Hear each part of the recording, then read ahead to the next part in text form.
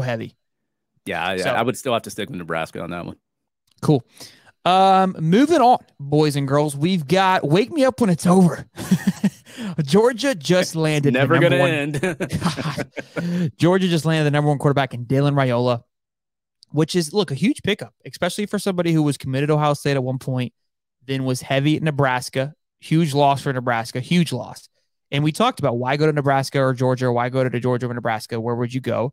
Look, you go to Nebraska, you're the king forever. He split with Georgia, USC for a while. yeah, and I'd say wasn't part of USC as well. But go to Georgia, you're just another number, man. There's 15 5-star quarterbacks lined up, and you just got in line to sit behind 6 more. You got Brock Vandagriff still there, the kid behind him. I mean, and Carson Beck has probably a year or two left. So a very interesting situation at Georgia. If I'm a head coach, I'm knocking on that door to say, hey, which one of you guys want to come play at my school? Because that place is packed. But what does this do for the 2024 recruiting class? Scares the living shit out of me. That's what it does. Okay. They just moved into the second spot right behind Michigan. Michigan has a slew of commits right now. I think almost close to 20. So there's a reason why they're in first. They're doing a hell of a job as well, too. But remember, like I said earlier in the show, Jeremiah Smith was committed to Ohio State shortly after Dylan Raiola committed to Ohio State. He even said, now I have to reconsider Georgia. I mean, look, Georgia is everything and all of it right now. You guys can get pissed off of me and call me a Georgia homo, whatever. It is what it is. Facts are facts. Get over it. So that's huge. I know Wingo was talking about going to Georgia with Raiola, who is a heavy commit at Tennessee right now.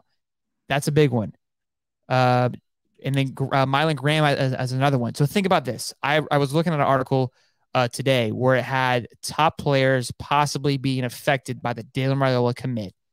And 3 of them were wide receivers, and 3 of those wide receivers were in the top 10 for the 2024 class of wide receivers. And all of them were on board. Jeremiah Smith, Wingo, and I want to say Graham was the other one. I think even Graham made that comment, which would be massive. Would be a massive blow to Ohio State. Ohio State is weirdly, and I mentioned this early on, like weirdly falling apart on recruiting and a little bit. Now they did have a few guys commit. Aaron Nolan, obviously a big one, but with the noise going on around them, it feels like, look, possibility of them leaving is very likely too. So I hate it. I absolutely hate it. It disgusts me. These guys are not slowing down by any stretch of the imagination.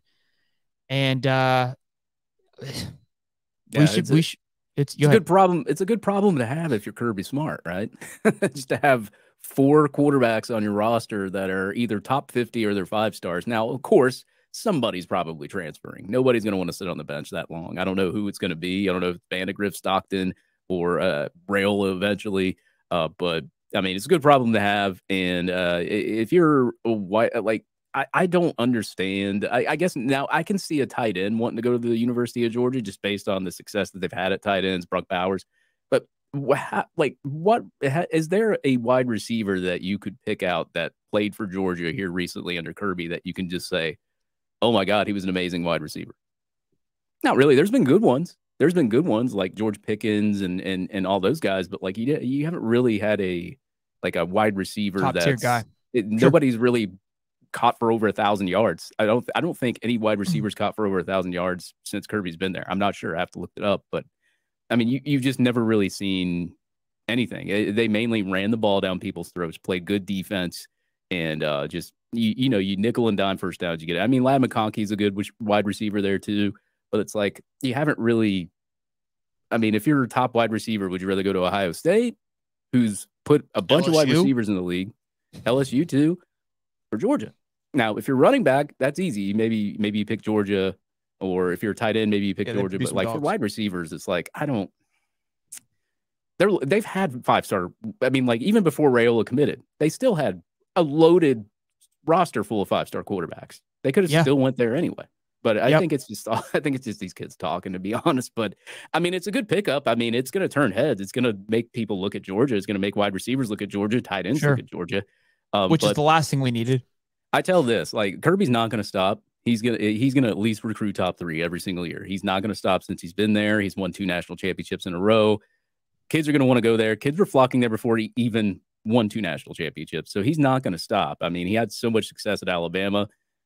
Kids are just going to want to go there. What I say is you better recruit with them if you're in the SEC, Florida, and at least get top 5 classes every year so you can at least compete with Georgia.